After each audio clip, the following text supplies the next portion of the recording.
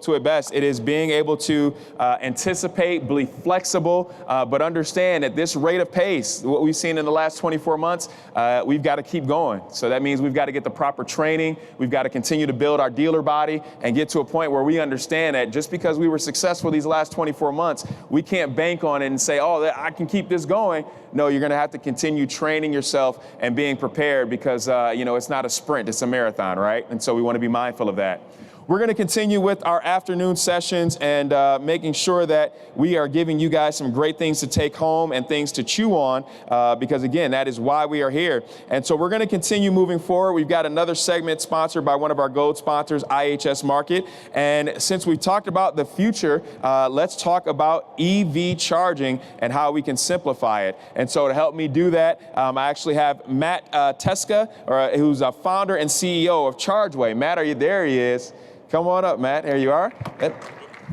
Dropping stuff here. There you are. Let me give you that. Yeah, this will be conversation between you and I. Yeah, absolutely. Come on over. This is my living room, so definitely come on over, hang out.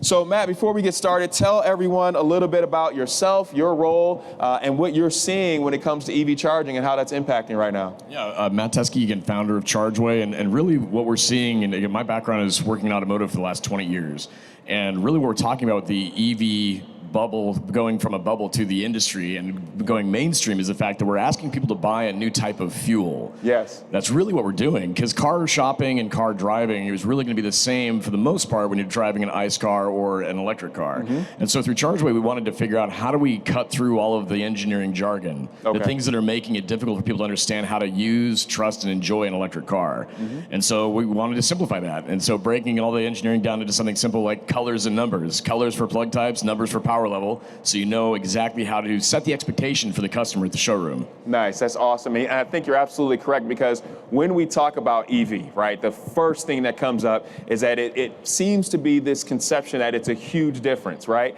And really, when you think about it, somebody says, well, what happens when you run out of charge?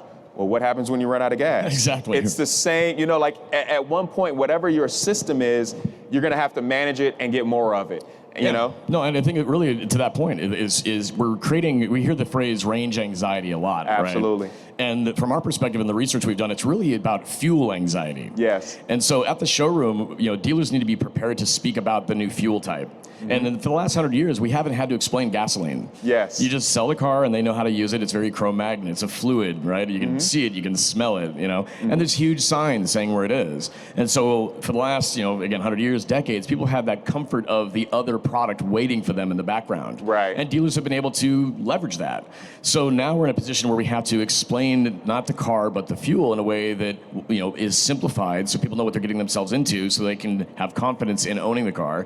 But we then therefore have to create confidence during the sales process. Absolutely, I agree. And speaking to any of my dealers out there, I'm sure you guys some of you have a gas book right now sitting in one of the sales drawers. So that way when you sell that new car, you're like, all right, take it around the corner, fill it up, bring it back. And now that experience is going to change. But overall, the selling process and what goes into getting that consumer comfortable and confident about their decision, that process isn't going to change, right? And now maybe instead of me going around the corner to the gas station, I'm just, making sure that, I know I've got my customer coming in, make sure that you hook it up to the charge station so they can leave with the full charge or the full gas equivalent. Exactly, and to that end, then it's explaining what that new ownership experience is like going to be at home, right? Yes. If you have a buyer who has a garage or a driveway, they can almost exclusively fill up at home now. Right. And that's a completely new thought process. Most people have thought, I have to go find my fuel. Yes. So the idea of driving an electric car, they think, I have to go find this new fuel. Where do I charge? How do I do this? Where is it? Where is it? It's in the ether, But in reality, it's about 50% of the U.S. is going to be able to say, well, for the most part, I just basically have a full tank every morning. Right. And that's part of the educational process, is explaining how that works for home charging, how those levels work, how the charging speed works, and then helping clarify how the different speeds work away from home. So if you're on a road trip, there is a fast charge awaiting you. Yes. But when you're home, it's slower, but hey, your car's sitting in the garage, it's going to be very convenient for you. Yeah. And then the cost factor comes into play as well, because filling up with electricity is extremely cost effective. Absolutely. It's very affordable. Yeah, and not only that, I think one of the big things that I love about EV and the way that it works is that now me as the consumer, I have the ability to be a little bit more in control. As an example, I know if I'm an informed consumer, I can look at my electric bill and know what I'm being charged per kilowatt hour, and then be able to say, okay, well, I know at 8 p.m., those are off-peak hours. I'm going to charge my car between this time and save. It almost becomes a game. It's like, Right, I'm going to save money if I do it here.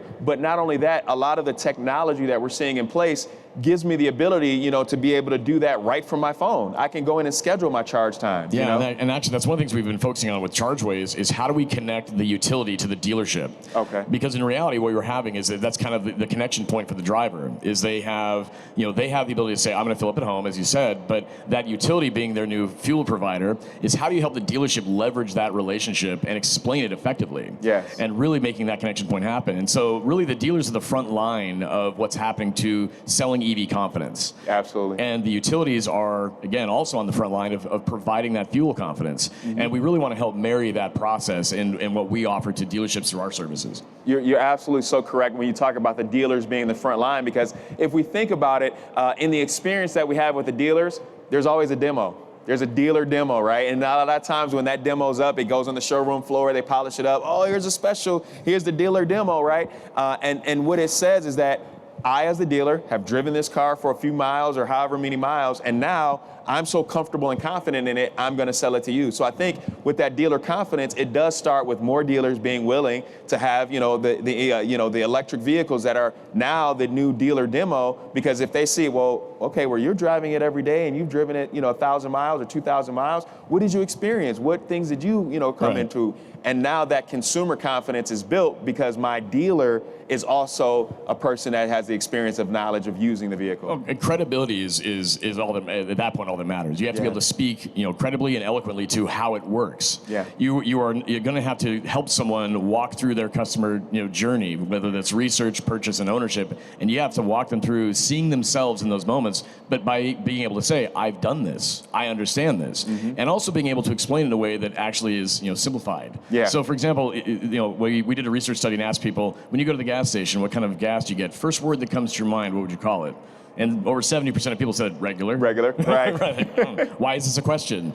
But then follow-up to that was, do you know what octane number you use? And then it kind of started going all over the map. Yeah. And what we found was that for the most part, for the last 100 years, it could have been cherry, apple, banana at the gas station, because people don't really understand octane. Yeah, and they don't care. Like they just don't. They just want to know that one. Which one is the cheaper one? That's the one I use. And obviously, if I have a luxury vehicle, I know I've got to get the most expensive. And we've been conditioned to that, right? And it's funny because I always make this joke when I'm talking about EVs.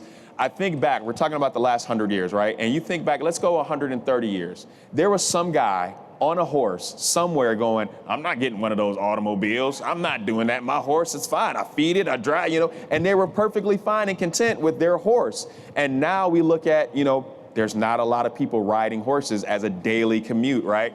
And that's not to say that our internal combustion engines are going to go away at any point, because heck, trains have not gone away, right? So there's going to be a consistent use for some of our technology that already exists.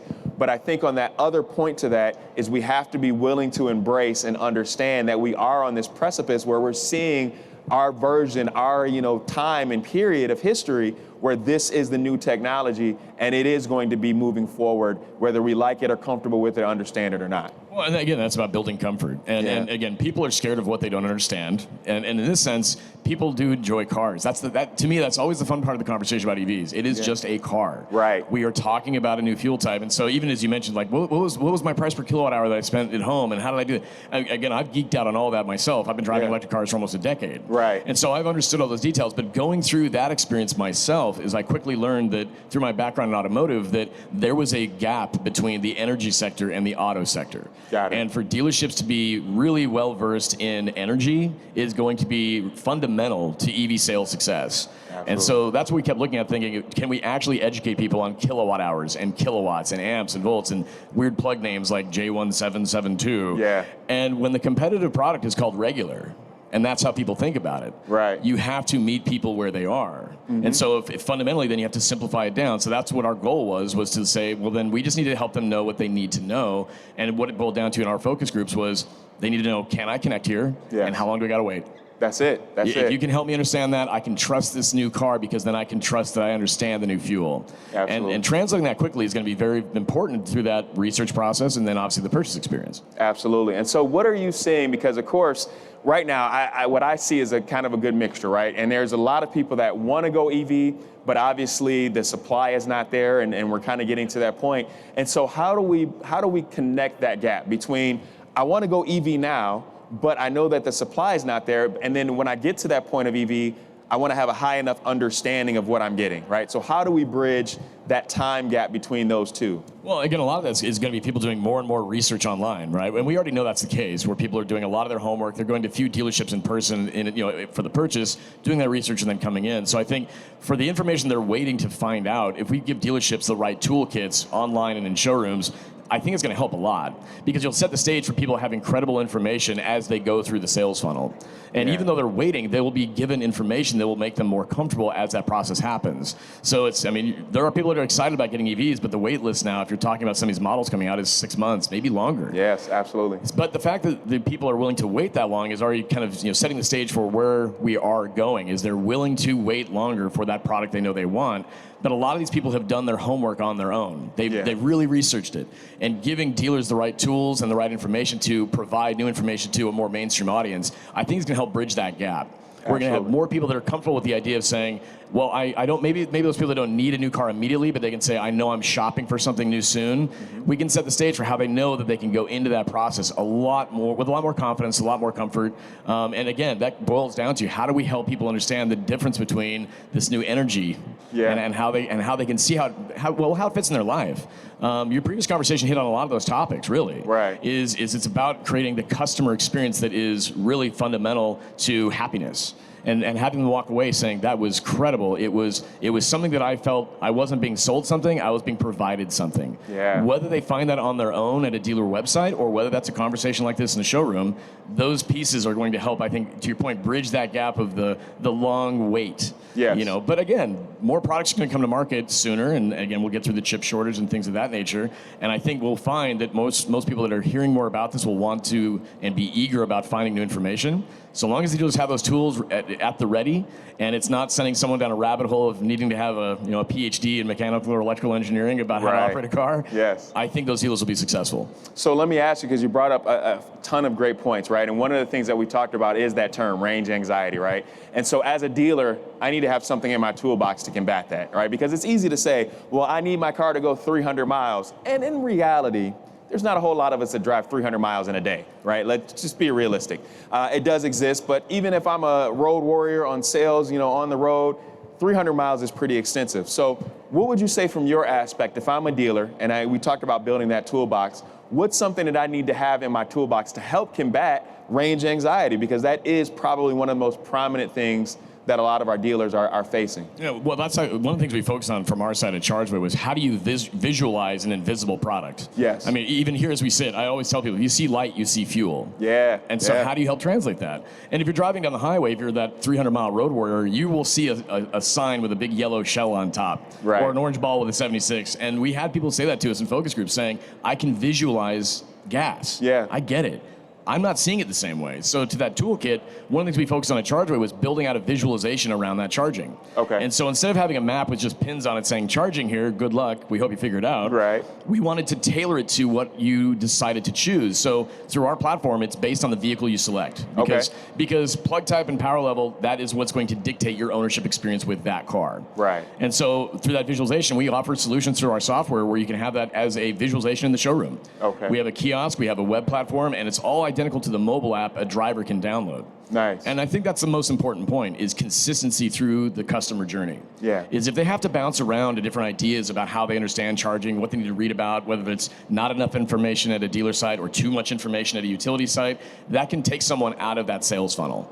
And they might find themselves saying, I'm not comfortable yet, this was too confusing, it was too complicated. Yeah. And so our goal was to say, every time you touch in a moment in that journey, whether you're working with a dealership, website, showroom, and then in your pocket, it is the exact same language and visualization. Mm-hmm. And so if you have your phone on, you say, wow, my Ford Mustang Mach-E goes to green stations, higher number, faster charge. Right. And those icons on the map are green and it matches your car's plug, and the numbers show you, well, there's a higher charge, higher power here for a faster charge or a lower power here for a slower charge, it sets an expectation for transparency. Yeah. And that's really what it is, because people are going to make assumptions. They're going to say, well, if I plug in at home, is that the same if I'm plugging in on the highway? Right. Because if you say to someone, yeah, it's going to take 8 hours to do a level 2 overnight charge at your home, immediately someone might respond saying, it takes 8 hours to fill up this car. Exactly, yes. And then the answer is, well, no, that's at a level 2. But if you have a level 7 capable vehicle and you're at a level 7 charger on the highway on a road trip, that's 15 to 20 minutes. Exactly. So setting the stage for how you can use a vernacular that's easy for anyone to visualize and understand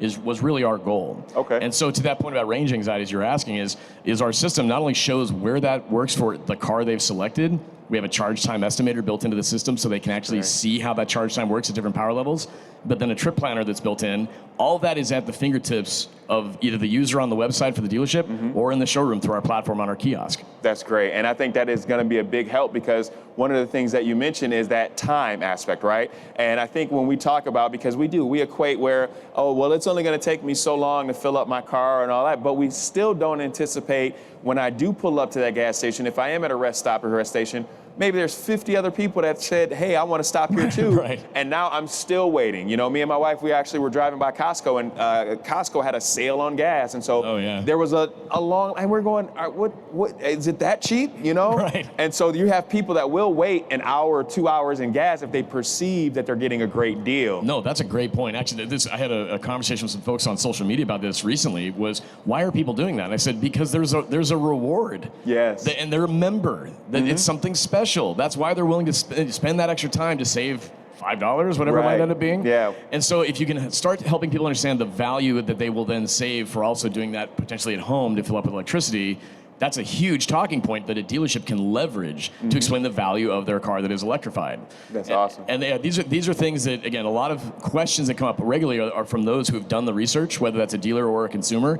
But I think there's still a lot of people that fundamentally don't know even to ask these questions. Yeah. You don't know what you don't know. Absolutely. And so I think the educational aspect is going to be, again, fundamental moving forward. And what we've also found is that just simply knowing that there's a fuel choice and creating awareness around that fuel choice, and knowing that dealerships are prepared to respond to that moment, that is really where it starts. Yeah. And even comparing a gas car to a plug-in hybrid that uses both electricity and gas, or a pure electric, and how do you speak about those differences? And that's something that we focused on in our platform, and even visualizing the difference between a pure electric car or a plug-in hybrid, so it has both electric and gas, and creating visualizations around that so a dealership can leverage that to very easily explain the value proposition of those options. Absolutely, and I think that's key. I think from a dealer standpoint, like you said, the confidence that the dealer needs to be able to instill, right, in the consumer. Because you're right, if we think about our dealership experience, the new car delivery experience,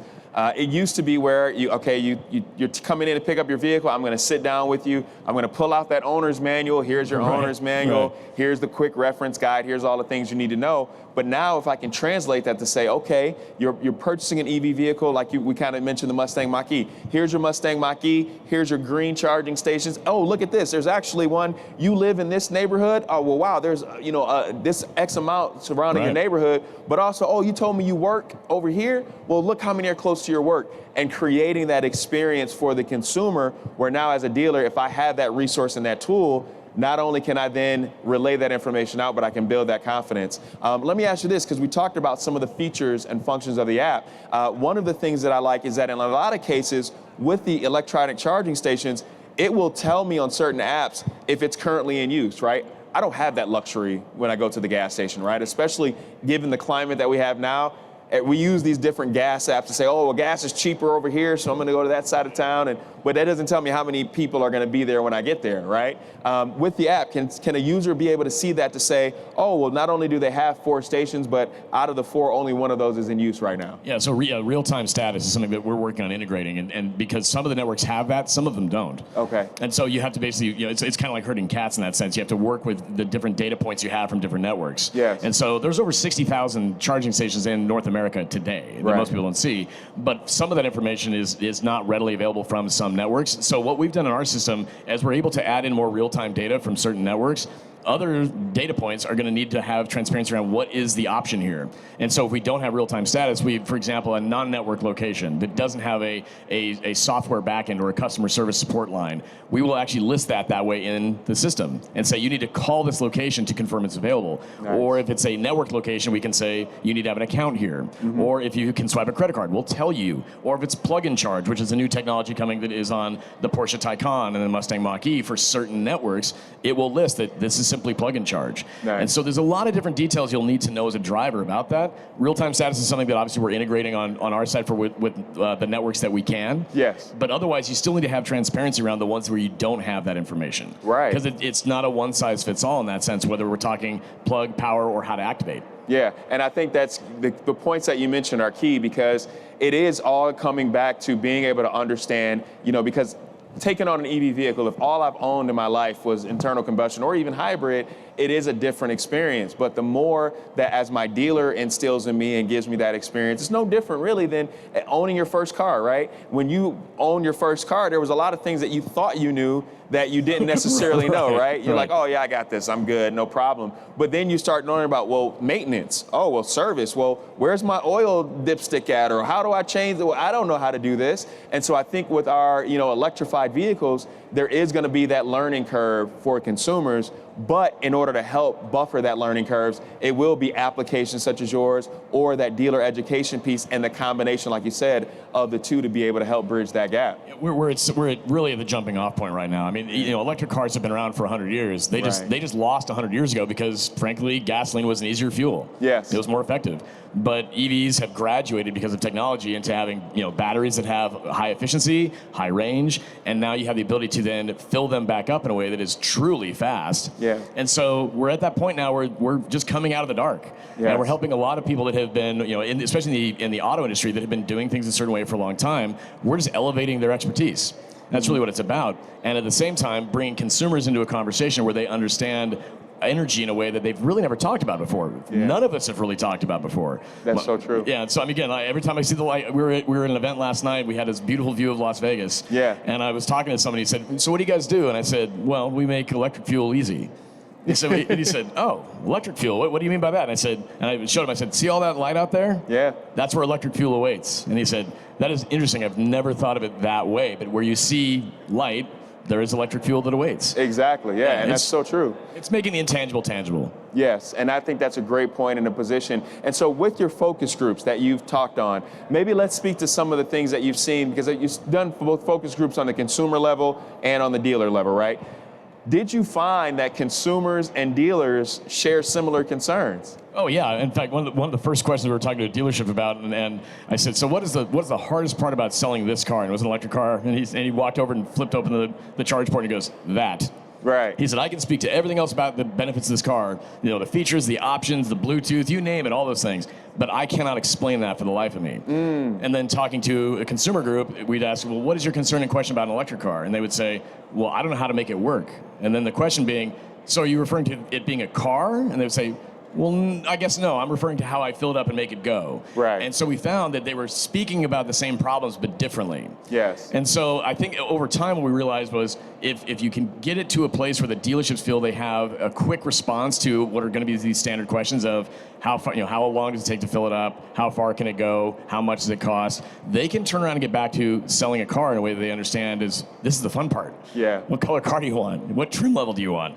And then the consumers can feel the same benefit too. Mm-hmm. But I would say that at the end of the day, we're all human. Yeah. And so even though, dealers are also just the general public and consumers in their own right. Yes. And so it's not that there's a special element there. They just simply need to know the same things as a consumer to be effective in the sales process and vice versa. Yeah. But then mixing into that, the energy conversation is something that neither have really thought about. And that's something that we have felt has been very important for what we've brought to the table. So we have a lot of utility partners we work with around the United States that have really wanted to engage with their local dealerships. And that is going to be a fundamental piece moving forward, that both the dealers and the consumers They didn't know they needed to ask that question, Right. but we're providing answers to questions they didn't know they had to ask yet. Absolutely. So we've got about a little under 5 minutes left, and I want you to be able to speak to. So if there are some dealers out there, those that are interested in finding out more about how you can kind of help come in and fill that gap, how would they contact you? How would they find out and get more information for you, or maybe start that partnership to get that knowledge and help bridge that gap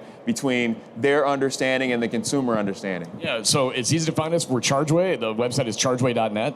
On all social media, it's just Chargeway. And on our website, which we just recently redesigned, actually launching it for the show, we have a dealership section on the website that walks through all these value propositions for what our solutions provide. Nice. And really focusing on the fact that we answer emotional questions around where is charging, how does this new fuel work, how does plugging in work, answers all of that, but also the left brain questions of, well, okay, what's my monthly payment going to be? How do I justify this purchase from a numbers perspective? So we walk through all that on our site.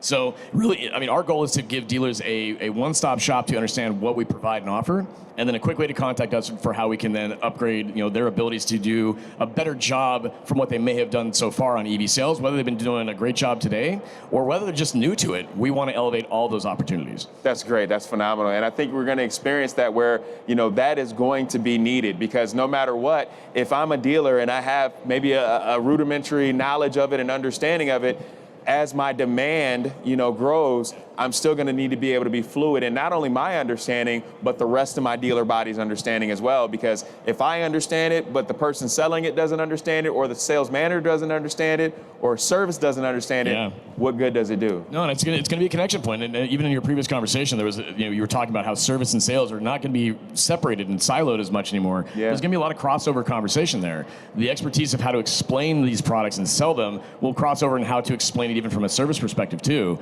And a lot of what our platform provides is a way for even a jumping off point for even those in service to understand how they can speak to their customers about, what are we solving for you? How do we help you understand it better? So there's a lot of crossover there as well. And I think that, there's a lot of gray area there for what the future holds in that sense. But there's some good answers that we can provide for dealerships. That's great. That's phenomenal. So we've got about 2 minutes left. I call it my back pocket takeaway, right? And so this is the moment where I want you to tell them, if they taking notes, and they get one thing that you can give them to take away in their back pocket to walk away with, what might that be? I would say it's this, is that electric fuel has arrived. Yeah. And you need to be well versed in how to explain that to be competitive in the future of the automotive industry. Outside of the dealer world, there are startups and newcomers that are steeped in the energy conversation, and they've understood how to do it. And the dealerships will need to respond well to that. And so I would say that understanding how to speak about electricity as a fuel type will be fundamental to how you are successful in selling EVs moving forward. And again, that's what we're here to help solve. That's awesome. That's awesome. So now, do you guys have a booth here at the show? We do. We're in the North Hall, booth 6434. Okay. And so it basically just down through the Electric Avenue, seeing the history of the EVs. Yeah. And we have on display, we have the Chargeway Beacon, which is our kiosk for showrooms. Okay. As well as our web platform. So I invite anybody who's a dealership to swing by our booth and take a look at our solutions. Absolutely. And they've got a little bit more time left. It's only noon right now, so they got time to make it over there. There's a few hours left. We got this. Awesome. Awesome. Awesome. Well, listen, thank you so much for your time. We definitely appreciate it. Round of applause, ladies and gentlemen. All right, so we're going to continue moving forward. Thank you again so much. And don't forget, give them that booth number one more time. Booth 6434. 6434. All right, guys, you've got time. Thank you so much. You've got time to make your way over there. And so one of the things also, as we continue to talk about what we're going to be doing and also just bringing benefit is definitely stuff like that. Focusing on electrification, also giving you the opportunity to learn more about electrification and how you can bridge that gap between what you understand and what the consumer understands. Some other cool things taking place right now in the NADA Pavilion. We actually started at 11 a.m. We're going to be having a book signing. Travis Mills is going to be doing a book signing. And don't forget, guys, we are going to be running the video from the general stage. We're going to be live streaming that here. So if you wanted to make sure that you've seen what's going on there, you will have the opportunity to stay here, remain comfortable. But also right now, like I said, if you want to go get that, take advantage of that book signing, you can go right into the West Hall, make a left, and take advantage of Travis Mills' book signing as well. I want you guys to continue to be comfortable. We're going to hang out. We are going to be, like I said, live streaming the general stage. In the meantime, if you have questions for us, NADA Pavilion, and then don't forget about our Electrified Solution Center over in the North Hall.